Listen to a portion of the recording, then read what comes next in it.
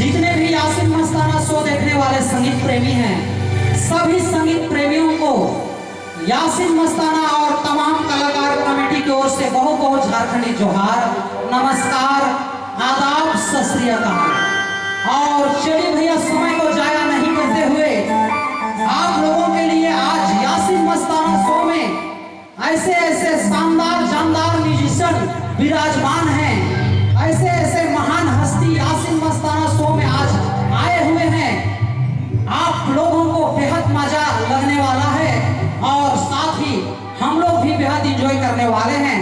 तो चलिए, समय को बर्बाद नहीं करते हुए जल्द से जल्द उन महान हस्तियों से आप तमाम दर्शक बंधुओं का परिचय कराता हूँ। सबसे पहले आप हमारे कैमरामैन दीपक का बिल्कुल कीबोर्ड प्लेयर को दिखा सकते हैं।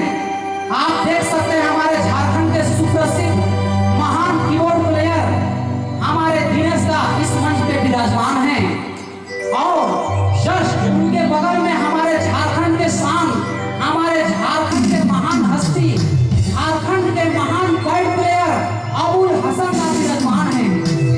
और उन्हीं का जस्ट बगल में आप देख सकते हैं झारखंड के महान हस्ती, बहुत ही महान नाल प्लेयर राजू भैया जी विराजमान हैं।